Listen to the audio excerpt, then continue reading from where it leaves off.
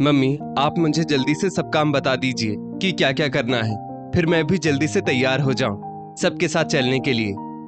गौरी ने अपनी माँ मंगला जी से कहा, जो कि पिक्चर देखने की बात सुनकर बहुत ही ज्यादा उत्साहित हो रही थी। लेकिन गौरी, तुम नहीं जा रही हो हम लोगों के साथ, तो फिर तुम्हें क्यों तैयार होना है? मंगला जी ने आश्चर्यचकित होकर कहा। लेकिन क्यों मम्मी? अब जब आप, भैया, भाभी और टिंकू सब लोग पिक्चर देखने जा रहे हो तो मैं भी जाऊंगी। कितने दिन हो गए हैं मुझे कोई भी पिक्चर देखे। वैसे तो भैया भाभी अकेले ही जाते हैं तो मैं कुछ कहती नहीं, लेकिन आज तो आप भी जा रही है, फिर क्या दिक्कत है? गौरी ने थोड़ा हिचकिचाते हुए, बहुत मायूस होते हुए कहा। इसीलिए तो, क्योंकि मैं भी जब जा रही हूँ इन सबके साथ तो पीछे से तुम्हारे पापा को खाना कौन देगा? और वैसे भी तुम ज्यादा ख्वाब मत देखा करो, जहां हो वहीं रहो। मंगला जी कुछ चिढ़ते हुए गौरी से बोली। मंगला जी ने तो ये बात झट से कह दी और अपने बेटे बहू के साथ पिक्चर देखने चली गई। लेकिन गौरी के दिल में कुछ अंदर तक चटक सा गया, क्योंकि कहीं ना कहीं गौरी अपनी इस हालत के लिए खुद ही जिम्मेदार थी, लेकिन उससे ज्यादा उसकी माँ मंगला जी जिम्मेदार थी। यही सब सोचते सोचते गौरी की आंखों से आंसू ढलक गए और वो अपने 3-4 साल पहले के अतीत में पहुंच गई। गौरी राजी खुशी अपने ससुराल ब्याह कर गई थी। वैसे तो ससुराल वाले और उसका पति मनीष सब अच्छे ही थे, लेकिन मंगला जी दिन भर गौरी को फोन पर तरह तरह की सीख दे देकर भड़काती रहती। ज्यादा काम मत करना, नहीं तो सब नौकरानी बना देंगे। सबकी ज्यादा बातें मत सुनना, वरना सब बेवकूफ बना देंगे। सबकी लगाम अपने ही हाथों में रखना, सारे जेवर अपनी तिजोरी में रखना, सास को देने की कोई जरूरत नहीं। और अपने पति मनीष को तो पूरी तरह से अपनी मुट्ठी में रखना, वरना तुम्हारे सास ससुर की ही हमेशा घर में चलेगी। शुरू शुरू में तो गौरी इन सब बातों में कोई दिलचस्पी नहीं लेती थी, क्योंकि ससुराल में सब लोग उसको बहुत प्यार करते थे। लेकिन ज्यादा सिखाने पढ़ाने से इंसान एक न एक दिन बहक ही जाता है। आखिरकार गौरी अपनी माँ की सिखाई हुई बातों पर अमल करने लगी। फिर तो परिवार में फूट पड़नी ही थी। गौरी के व्यवहार से आहत होकर सब लोग उससे किनारा करने लगे।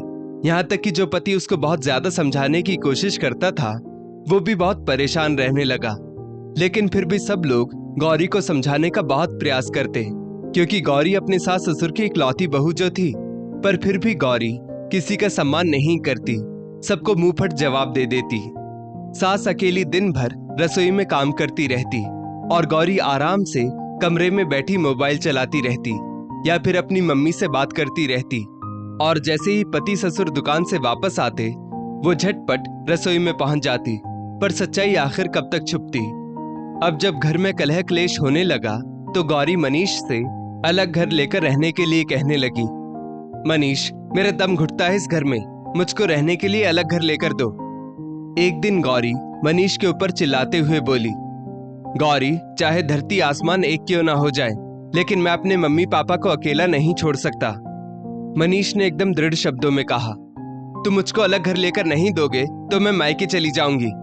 गौरी एक प्रकार से धमकी देते हुए बोली, तुम्हारी मर्जी। मनीष ने कंधे उचकाकर लापरवाही से कहा और गौरी गुस्सा कर अपने मायके की दहलीज पर चली गई। उस समय भी मंगला जी ने अपनी बेटी गौरी के इस कदम को बिल्कुल सही ठहराया और उसके ससुराल वालों को खूब उल्टी सीधी सुनाई, जबकि वो लोग गौरी को वापस ले जाने की पुरजोर कोशिश करते रहे। उस वक्त गौरी की आंखों पर अपनी मम्मी के नाम की पट्टी बंध गई थी। मंगला जी ने जबरदस्ती तलाक की अर्जी डलवा दी। हालांकि गौरी तलाक के पक्ष में नहीं थी, लेकिन मंगला जी ने खूब भड़काया गौरी को और आखिरकार मामला कोर्ट में पहुंच गया। और मनीष ने भी गौरी के व्यवहार से व्यथित होकर उसे बहुत जल्द तलाक दे दिया, क्योंकि मनीष अपने माँ बाप की इकलौती संतान और उसके माँ बाप बुजुर्ग भी हो चले थे, तो उसको किसी न किसी का सहारा चाहिए ही था। और उसने कुछ ही वक्त में दूसरी शादी कर ली और अपनी जिंदगी में खुश रहने लगा। इधर गौरी थोड़े दिन तो मायके में खूब खुश रही, लेकिन धीरे धीरे मंगला जी ने पूरी तौर से गौरी को घर की नौकरानी बनाकर रख दिया। अब जब मंगला जी के बेटा बहू दोनों ही नौकरी करते थे, तो घर संभालने के लिए किसी और को रखने की क्या जरूरत, जब घर में काम करने वाली बिटिया 24 घंटे मौजूद थी। शुरू शुरू में तो गौरी कुछ समझ नहीं पाई, लेकिन जब वो देखती कि उसकी भाभी घर पर होने के बावजूद भी आराम से बैठी रहती है, और मंगला जी भी गौरी से ही हर काम के लिए कहती, क्योंकि उनकी बहू मोटी रकम जो कमा कर ला रही थी। सब लोग मिलजुल कर घूमने चले जाते। गौरी से कोई उसकी इच्छा भी नहीं पूछता। धीरे धीरे गौरी को सब कुछ समझ में आने लगा। उससे कहीं ना कहीं बहुत बड़ी गलती हो गई थी। उसने जानबूझकर अपने सुखी परिवार में आग लगा ली थी। कितना प्यार करते थे ससुराल में सब लोग उसको, लेकिन उसने कितने गंदे गंदे आरोप अपनी मम्मी के इशारे पर सबके ऊपर लगाए। आज गौरी का मन कर रहा था कि वो खूब चीख चीख कर रोए और सबको सच्चाई बताए, लेकिन उसकी रुलाई उसके कंठ में ही घुटकर रह गई, क्योंकि उस चीख को सुनने वाला उसके आसपास कोई भी नहीं था।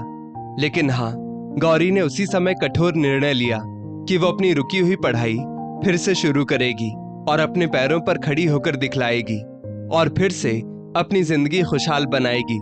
वो अपनी मम्मी के हाथों की कठपुतली बिल्कुल भी नहीं बनेगी।